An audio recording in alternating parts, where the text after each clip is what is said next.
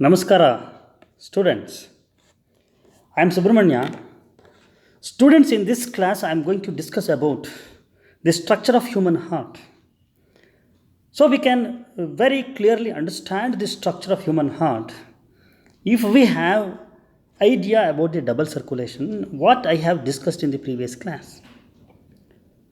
Before beginning the explanation of the structure of heart, first I will briefly revise what I have taught you in the previous class, that is the double circulation. Students, you know the double circulation is the circulation where the blood circulates in two separate circuits. Let me explain that, revise that with the diagram.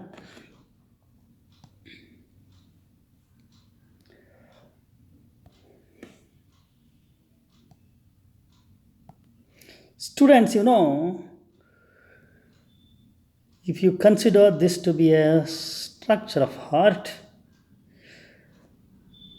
so you know, heart has got four chambers. You have studied all these things in your high school classes, but still, in order to have a deeper understanding, let me consider the double circulation again. Okay, upper chambers, lower chambers. You know, the upper chambers are called auricles and lower chambers are called ventricles. Okay. So now, the heart has specific blood vessels. I will make a gap in the wall of the heart in order to write those blood vessels.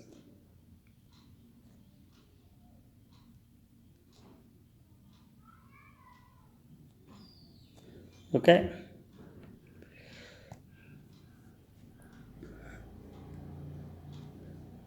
You see here, from,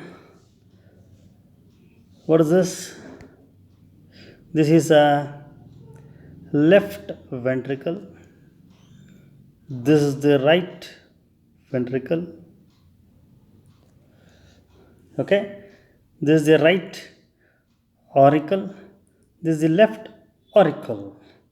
So now, from the left ventricle, there arises a blood vessel, a main blood vessel, which is called as a aorta. I have told you that in my previous class. This aorta carries blood to all parts of the body. It supplies oxygen and the food. Oxygen and food. And then the blood becomes deoxygenated. So to imply this deoxygenated blood, I use a different color ink. Okay, you consider this to be a body. It's a diagrammatic indication. Body. From all parts of the body, the blood will return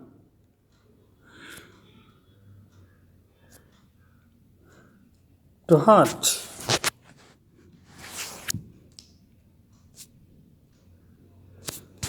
Right? So here, let me write like this.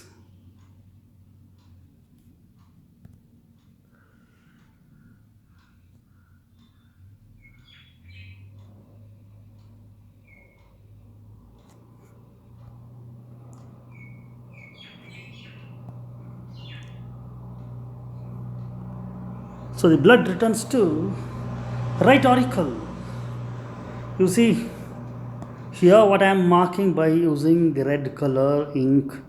This implies oxygenated blood. This oxygenated blood is coming from left ventricle, and left ventricle receives the oxygenated blood from left auricle. Let us see from where this oxygenated blood comes to the left auricle. So now after the blood being supplied to all parts of the body, the blood will lose the oxygen, it will become deoxygenated. I am representing that by using the blue color ink here.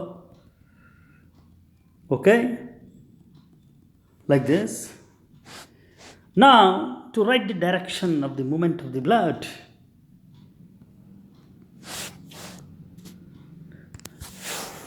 you see, this is the direction of the movement of the blood. Okay, the blood reaches here. So now this deoxygenated blood has come to right auricle. From right auricle it comes to right ventricle, like this. And now this deoxygenated blood from the right ventricle, where does it go? Like this. You see here, blue color, it represents deoxygenated condition. So this go to lungs. So what happens in the lungs? The blood gets oxygenated. In the lungs, blood gets oxygenated, and this oxygenated blood returns to the heart. Okay, to left auricle. So now it is very clear for you students. There are two separate circuits for the movement of the blood in our body. Two separate circuits. And these two separate circuits are closed. And there is no absolute mixing. The blood not at all mixes in the heart. The heart is a partition. You see here. Okay, this area. The two upper chambers, two auricles and two ventricles are partitioned by septa. Oxygenated blood is present towards left side and deoxygenated blood is presented towards right side. Okay, you know that. So this is the heart. So now it is very clear for you. I have told you in that previous class, this circulation, we call this as a systemic circulation. And the circulation where the blood is supplied to the lungs for the oxygenation, we call that a pulmonary circulation.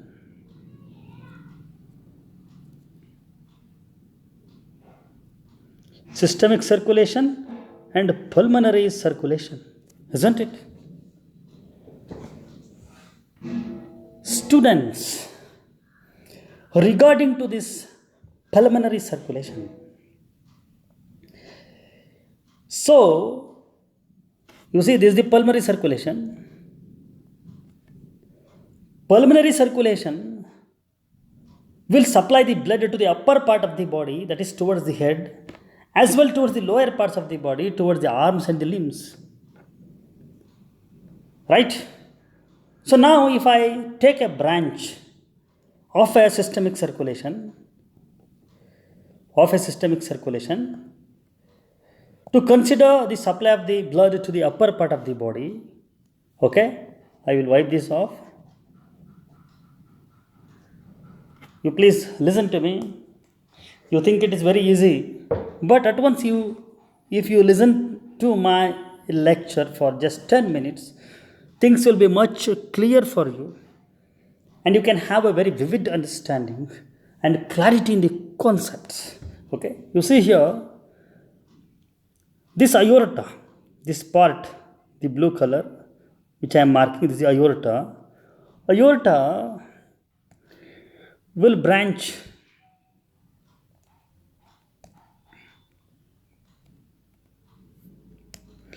let me write a branch here like this.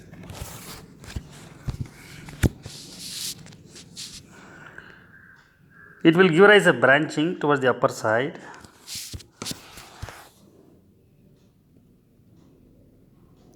And supplies the oxygenated blood to the head. Next and the head. Okay. So now the blood becomes deoxygenated.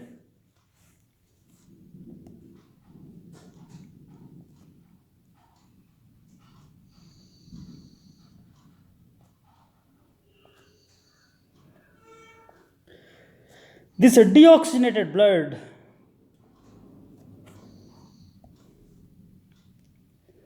like this, it will come back to the heart.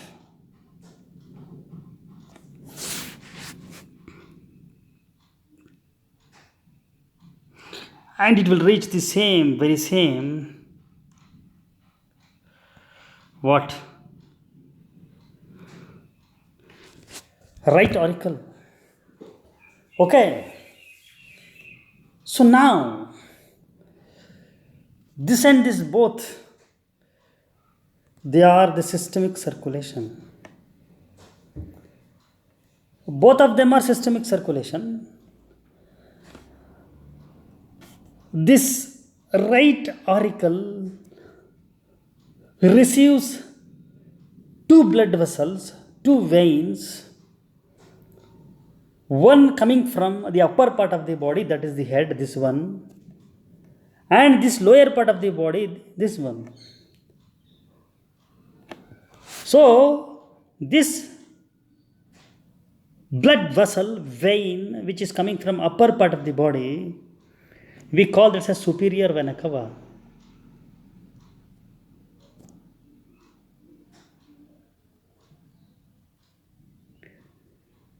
So you shall know this. And this one, lower one, this one, it's a inferior vena cava.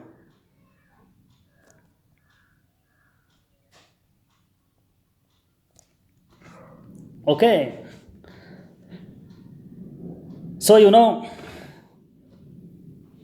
right auricle receives deoxygenated blood through two blood vessels, superior and inferior vena cava.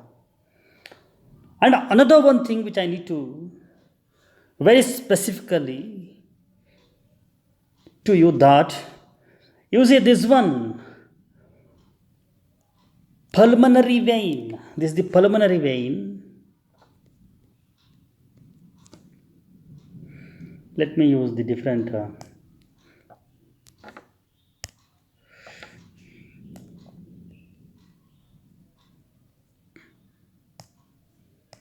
what is this? Pulmonary vein. The pulmonary vein has got a highly oxygenated blood. So in our body, all the veins will have deoxygenated blood. I have told you that in the previous class. Those blood vessels which brings the blood back to the heart, they are referred as veins. And all the veins will have deoxygenated blood, impure blood. But only the vein which has got highly oxygenated blood is pulmonary vein. So this pulmonary vein, before reaching the heart, it reaches the heart, or it brings back the oxygenated blood to the heart through 4 branches. So that has to be shown here. So it's a step-by-step understanding, and you know why the pulmonary, why the left auricle has got 4 branches. Okay.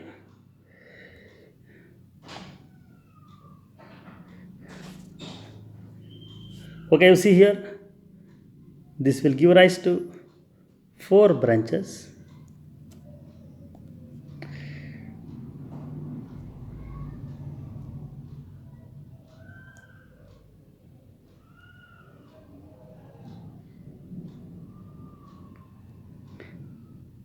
Like this.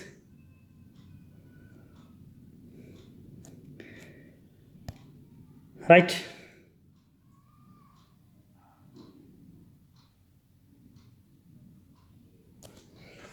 So now, You understand this very clearly.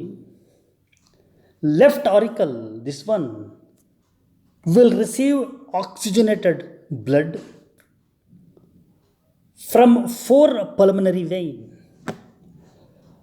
And this one, right auricle, receives deoxygenated blood through 2 main veins, one from upper part of the body and another from lower part of the body.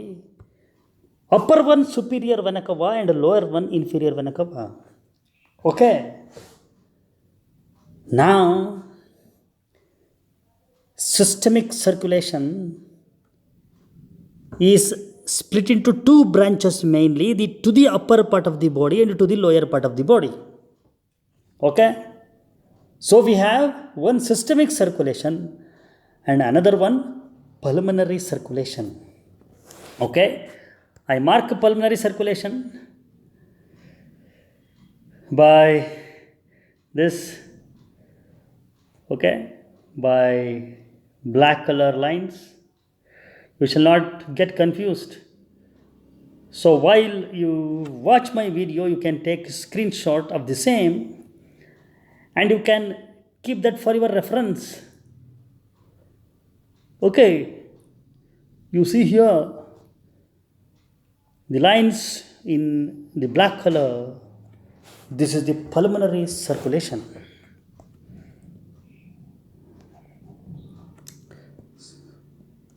So let me finish off the diagram. So now I employ this diagram to explain the structure of the heart. Explain the structure of the heart, and so that it is very clear for you as well to me. So, which chamber of the heart has how many blood vessels? The blood vessels transferring the blood towards the heart, the blood vessels carrying the blood away from the heart. Okay, so what is this? This is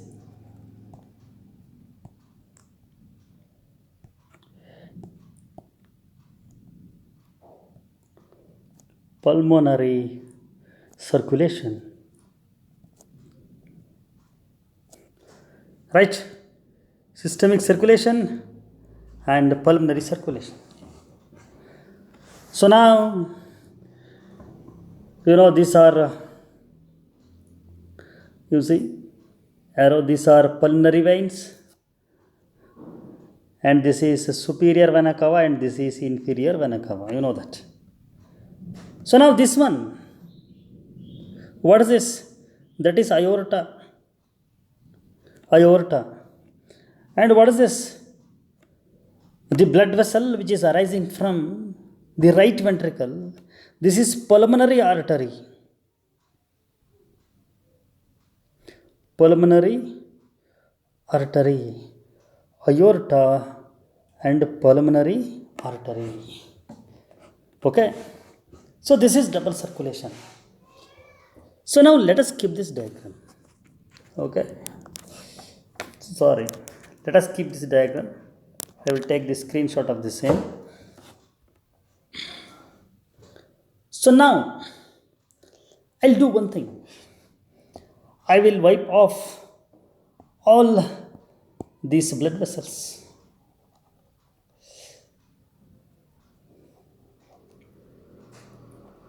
I will wipe off all the blood vessels and let me see what remains. I will retain only the heart,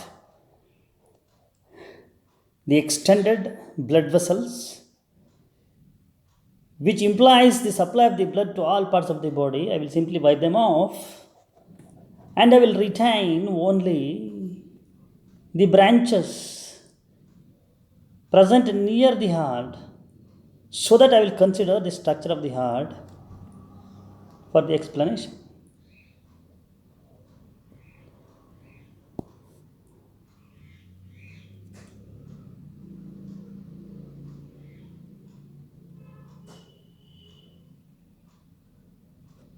Okay, this is how you see the heart. Now I write another diagram of the heart beside this. Okay, you see.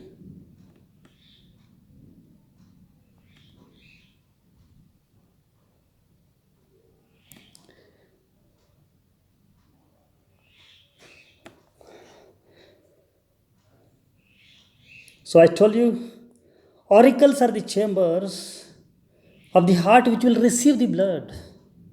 They need not apply so much of force.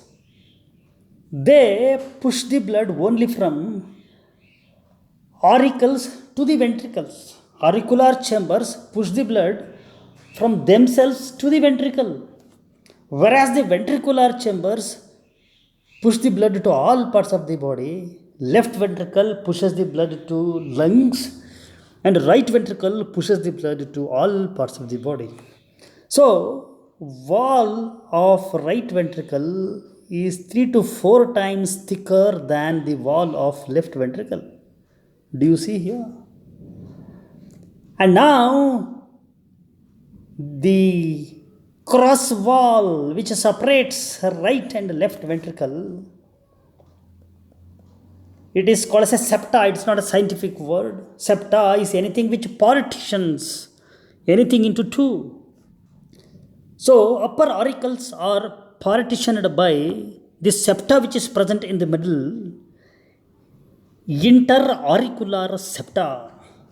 Okay, this septa, it is interauricular septa.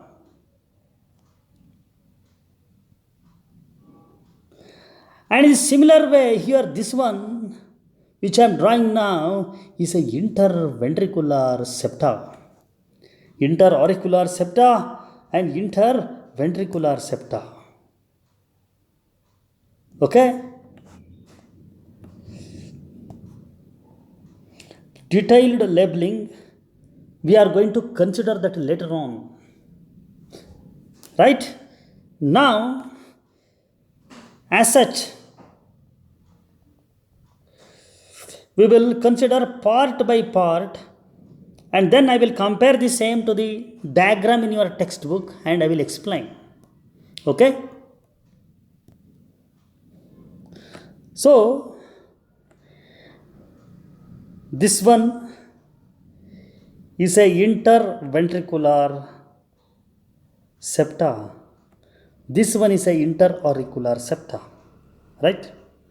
So, I will take out the arrows.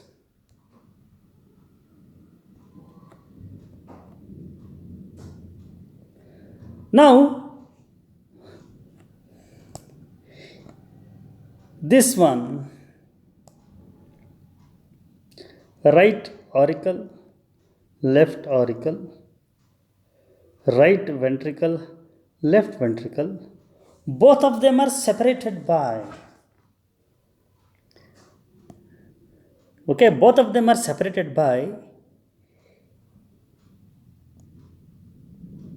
openings here like this.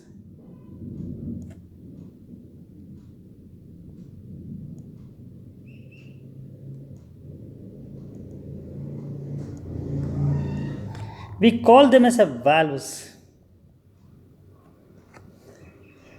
So if you look to the valve from this side, it will be like this.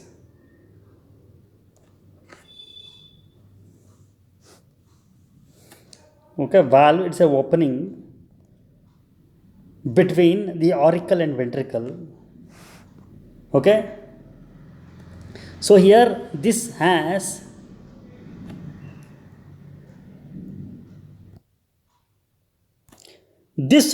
two flap-like structures, three flap-like structures like this.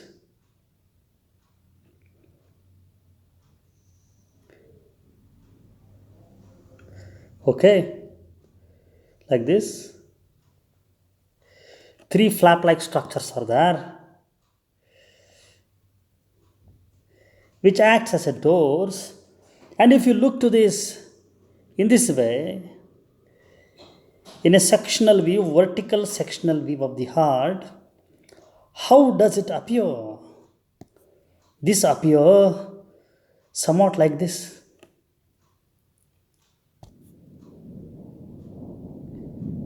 It appears like this. So the valve between right auricle and right ventricle having a three flap-like structures or three cusps. It is called as tricuspid valve. Okay, it is called as tricuspid valve. As I told you, you have to remember the individual parts. Simply I write one after the other, and then we are going to consider the human heart as a whole, the diagram in your textbook, and then we will have a brief review of what are all the things what we have learnt. Tricuspid valve. Okay, and the very same way here too there is a presence of a valve. I will tell you why it is referred as a valve. Valve is something which opens towards only one direction. It will let anything to pass through it in only one direction, that is the valve. So here the blood can pass from auricle to ventricle, but the blood cannot go back from ventricle to auricle. There is a mechanism for that. There is a structure inside the heart. There are the parts inside the heart, structures which will not let the valves to open in a backward direction. So here the left valve, this one, it has got only two cusps like this. It has got two cusps. Let me say two doors. So we call this as a bicuspid valve, or it is also called as a mitral valve. You remember everything. Bicuspid valve or mitral valve. Okay. Now why and how this valve will not open in a backward direction? The valves can only open in frontward direction, that is towards the ventricle. Why they will not open towards the backward direction? I'll explain that now. Right?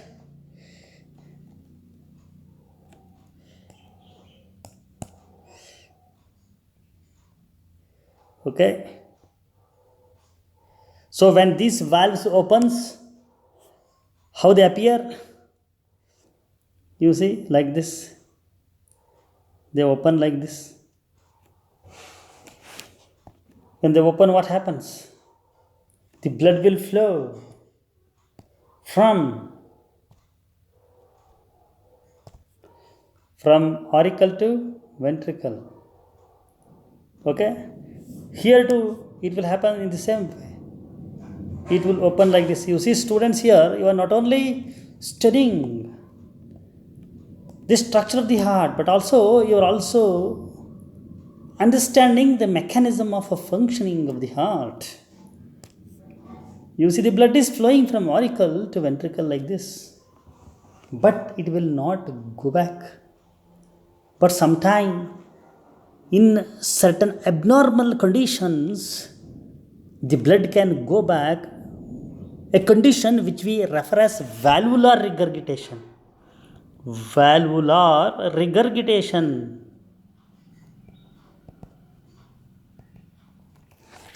So the blood should not go back.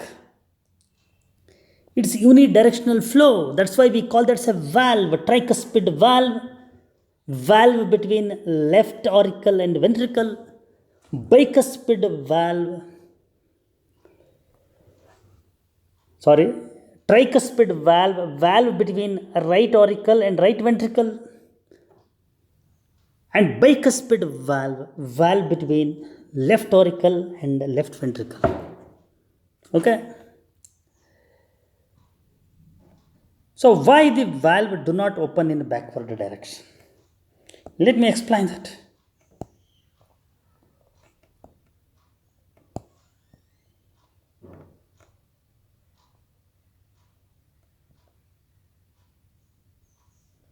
right? I'm clearing this. Now you see, these are the cusps of the valve: tricuspid valve, bicuspid valve. Okay, you keep thinking, why one side it is a tricuspid and another side it is bicuspid? Is there any significance? Okay, and you see here, in addition to that, I have told you the left ventricular wall is more than 3 times thicker than the right ventricular valve, right? So now it will not open in a backward direction like this, because you know there is a special cords which connects the cusps of the valve into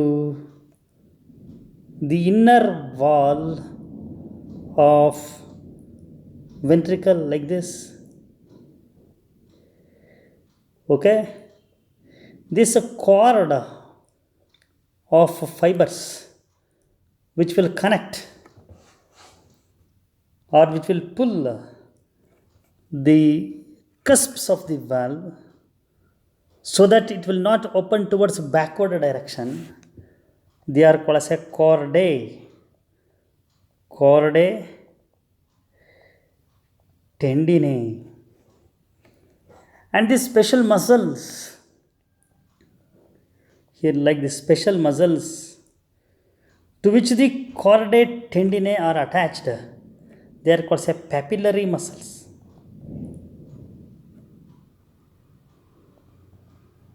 Okay, I will show you papillary muscles in this section of the heart, actual section of the heart, and you will see the chordae tendineae.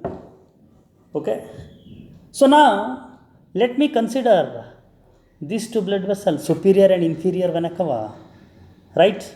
It's a diagrammatic representation. It is not actual representation of the structure of the heart. So we will compare this diagrammatic representation to the actual structure of the heart later on. This is superior and inferior vena cava. You can see this. And then, so you see, I have told you this 4 pulmonary veins are there. When you see actual structure of the heart, the orientation of these pulmonary veins will be in a different direction. First you understand this, don't get confused. And you see here this one, aorta. Here the aorta, I have made it to arise laterally. Aorta and pulmonary artery are arising somewhat laterally.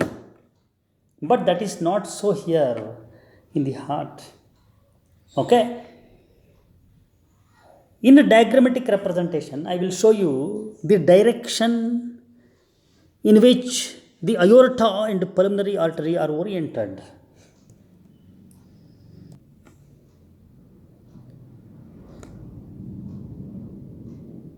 Aorta arises, you see this is the aorta. Aorta arises here and it will go towards the upper direction like this.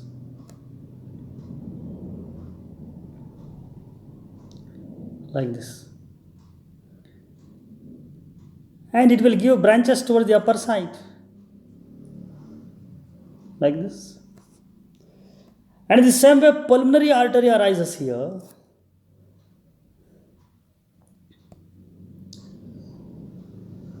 Let me use this color. Pulmonary artery arises here like this.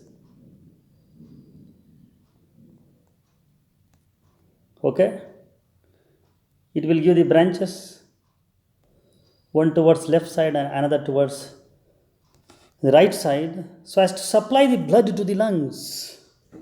Okay, students, now you have understood the blood vessels arising from all the 4 chambers of the heart. So this one is aorta,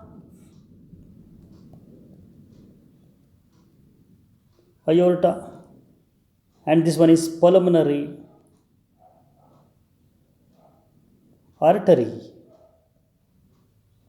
Okay, so now let us consider the way how the blood moves. I told you that one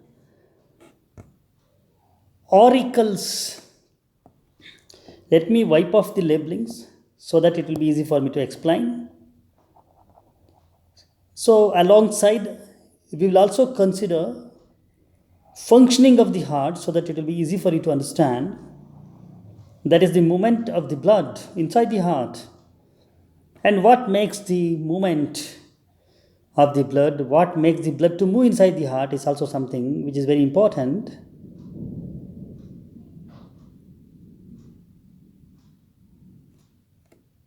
Okay.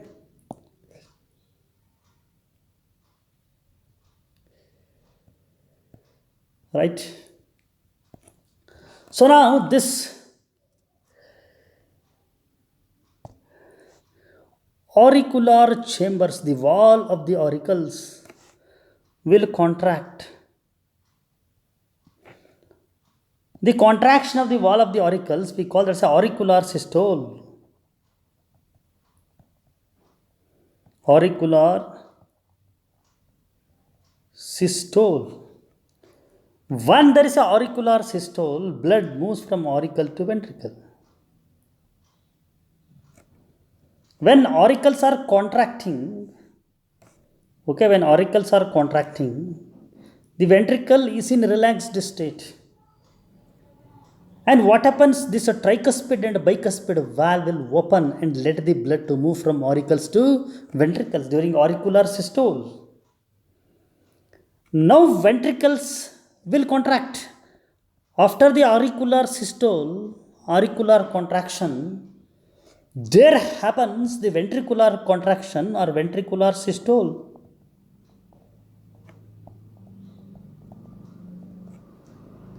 And when there is a ventricular systole, this tricuspid and bicuspid valve which have opened will simultaneously close. So let me explain that by using this diagram. Okay, right? I will explain this by using this diagram. So we are covering many things. I am also speaking about the movement of the blood in the heart. You see here at the time of, so let me write another diagram so that it will be easy for me.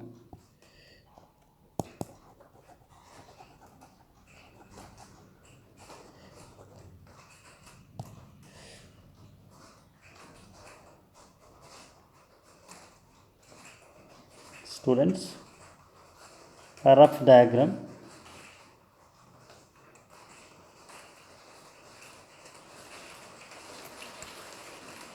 So here the valves have opened like this. The blood is moving from auricle to ventricle. During what? Auricular systole. Now, after auricular systole,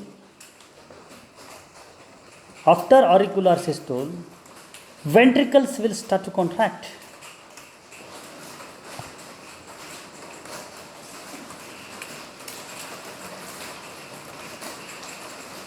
Okay, when ventricular systole or ventricular contraction occurs, what happens? You see, these cusps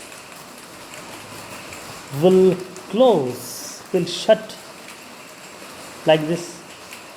They cannot open in a backward direction. You know that why? They cannot open in a backward direction because they are pulled back by chordae tendinae. You know, the chordae tendinae which are there will hold back the opening of the cusps towards backward direction. When these cusps, both left auriculoventricular and right auriculoventricular, the cusps closes suddenly, you know, there occurs loud sound. And now you should be wondering where is that dub sound comes from. You see, you are understanding the structure as well, functioning, and also the movement of the blood. And also you are knowing something about the contraction of the heart. The whole heart will not contract at once. Auricular systole, upper part of the heart contracts, and blood moves from auricle to ventricle, and ventricle contracts, so that the tricuspid and bicuspid valves are shuts, producing sound lub. Now what happens? The blood will move. Okay. Where will blood move? Blood will move to the aorta and the pulmonary artery, like this. When blood moves to aorta and pulmonary artery, you see, like this, blood will move. And when the blood is pumped at once, pushed at once, in one stroke, in one contraction, it is being said that 70 ml of blood is pumped to pulmonary artery and aorta in one ventricular contraction or in one ventricular systole. We call that as a stroke volume. Stroke volume. And how many time heart beats normally in adult individual? It is 72. Okay, 70 ml into 72, the rate of heartbeat and the volume of the blood pumped togetherly makes cardiac output. What is that, students? Cardiac output. Cardiac output is a stroke volume multiplied with the rate of heartbeat. This cardiac output is about 5040 ml of blood. You remember this. It's very important. Everything is important in neat point of view. Okay. So, how much of blood is pushed in one stroke? In one ventricular systole, stroke volume 70 ml. And how much of blood is normally pumped out of the ventricles in 1 minute is a cardiac output. And when blood is pumped into the aorta and pulmonary artery, I am using this upper diagram, you see. When blood is pumped after the ventricular systole, what happens? The ventricle relaxes next. Contraction, we refer that as systole. Auricle contracts. Okay? Auricle will contract auricular systole and then it will relax. Ventricle contracts ventricular systole and then it relaxes. Relaxation is referred as a diastole. When there is a auricular systole, blood moves from auricle to ventricle. Then auricular diastole occurs, which is followed by ventricular systole. When the blood is pumped into aorta and pulmonary artery, then there occurs ventricular diastole. So all these events considered sequentially one after the other makes cardiac cycle. I am going to discuss it separately. So now my question is, when there is a ventricular systole, blood is pushed into the pulmonary artery and aorta. When there is a ventricular diastole, when ventricle relaxes, will not that blood comes back? Will not it flow back from aorta and pulmonary artery? If that is the question from you, my answer is no. As how there are valves, flaps of connective tissue which separates auricles and ventricles, valves are also there at the point of opening of aorta and pulmonary artery. So let me consider opening of aorta.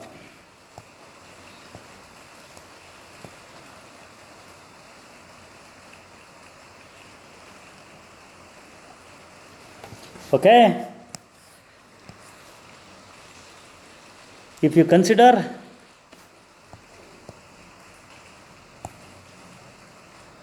this as aorta, you see,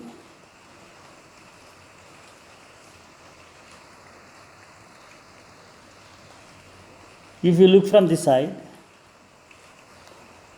aorta is guarded by again two cusps like this.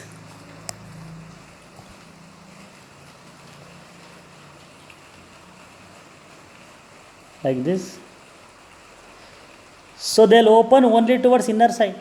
They cannot open towards outer side because there is a rim kind of structure here that will not let to open towards outer side.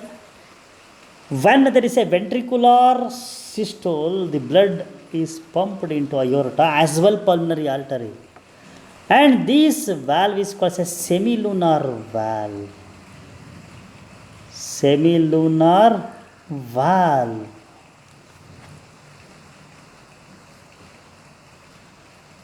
When blood is pushed through ventricular systole to the pulmonary artery and aorta, this semilunar valves will open and blood rises up. Blood rises up like this, it will move toward the upper direction. When ventricle relaxes, ventricular diastole, what happens? What happens? Okay, these valves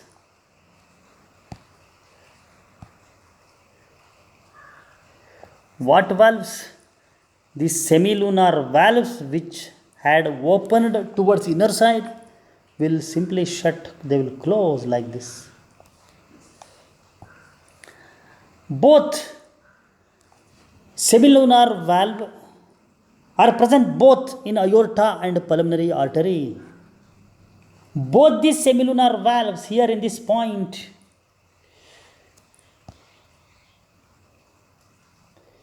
here, both the semilunar valve here and here, both the semilunar valve closes producing dup sound. Earlier one was lub sound, which was louder and longer. Next one is a dup sound, which is less louder and shorter. Lub dup, lub dup, lub dup sound is the heart sound. Students, did you understand how the heart sound originates? How heart sound is produced? If anything goes wrong in opening and closing of these valves, that results in change in the sound of the beating of the heart. Doctor can simply analyze, okay, that something is wrong with the valves of your heart, and maybe he or she may recommend you for scanning. And even there is a valve replacement surgeries, open heart surgeries are all done to replace the valve. And it is immaterial to discuss in this point. A calcium deposition may occur on the flaps, cusps of the valves. So, a thin, flexible valves which can easily close and open may lose their ability and they remain in a place so that the blood can move backwards from ventricle to auricle, valvular regurgitation, or the blood which has risen to the aorta and pulmonary artery can come back. So, a lot of problems may arise. We call that a valvular stenosis. That's not there in your syllabus. Valvular stenosis. So, students, in the backdrop of the information what I gave you, I think we can go to refer the diagram of the section of the actual heart. Much before going to the diagram of your textbook, I will consider another diagram which is bit diagrammatic, and I will compare this diagram with that diagram, and then finally we'll go to the textbook diagram. Students, right? Students, You see here, I have taken the diagram of the heart, which is somewhat similar to the actual section of the heart. Students, here, you see this is, okay,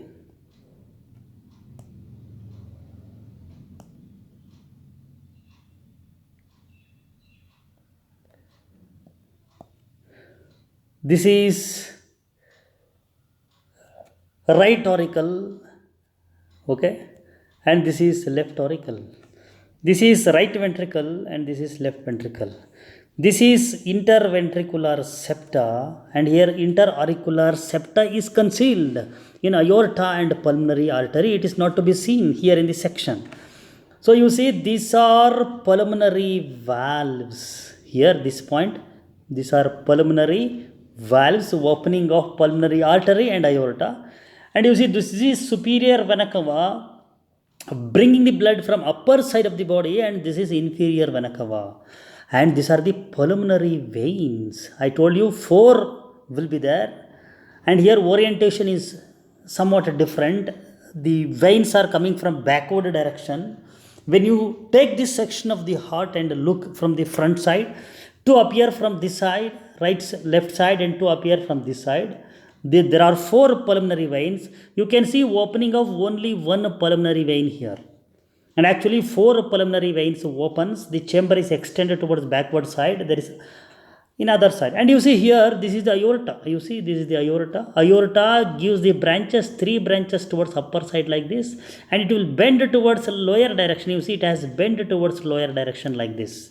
Okay, so now I will use another one image, where we will consider the circulation of the blood in the body as a whole, so that you can understand from where these blood vessels receives the blood, and to which different parts, to what are all those different parts the blood is pumped. Okay, I will use another diagram. Students, look here. Use the structure of heart. Okay, here, there is a presence of lungs. These are the lungs, right and left lungs. You see, this is right auricle. It is receiving the blood from the upper side, superior vena cava, lower side, inferior vena cava. You see, this is the aorta. Sorry. This is the aorta pumping the blood to the head. You see, you can feel this artery in your lungs. And in addition to that, you see, one branch is going up towards the left arm like this, and towards the right arm, and this one something which bends. You see, it will go like this. Okay, and in the same way, you see, this is the pulmonary artery. It is supplying the blood to lungs like this. This branch is supplying the blood to the right lung like this. Okay, did you understand why the aorta, pulmonary artery have got those type of branches? Why it has bent like this? And in the same way, you see here, I told you 8 pulmonary veins will be there. They will bring the blood, you see, from all the lungs from different direction. Okay, so you can see 2 of them from this side, left side, and 2 of them from right side. They are coming and joining left auricle from the backward side. So you cannot see all the 4 in only one side. So that's why the heart is appearing like that. Okay, so let me use another diagram. Students have taken the diagram of the heart, section of heart, directly from your textbook. Now it will be very easy for you to understand the diagram. You see here, inferior vena cava, superior vena cava. right? This is aorta. It has got the branches which will supply to the arms, and it branch which will carry the blood to the head. And here it has bent like this so that it will go down, supplying the blood to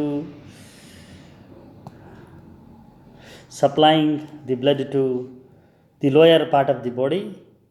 Okay, and then you can see here there is a pulmonary veins carrying the oxygenated blood from the lungs. You see here there is a tricuspid valve, here there is a bicuspid valve. You can see the chordate tendineae. This is a chordate tendineae. You see these are the papillary muscles. Okay, is it not so easy for you to understand? These are the papillary muscles. Okay, and you can see the semilunar valves here. There will be a semilunar valve here as well here. And you can see opening of the inferior vena cava and opening of the superior vena cava. Okay, students, by using this same diagram, I will explain you the conduction system of the heart. Already I have explained you heart sounds, heart beats, auricular systole, ventricular systole and all pertaining to the structure of the heart. Next class, I will explain cardiac cycle, which is much important, which requires bit more discussion. That will be very easy for you to understand in the backdrop of the information which I have given you in this class. Thank you all for listening to me. Bye.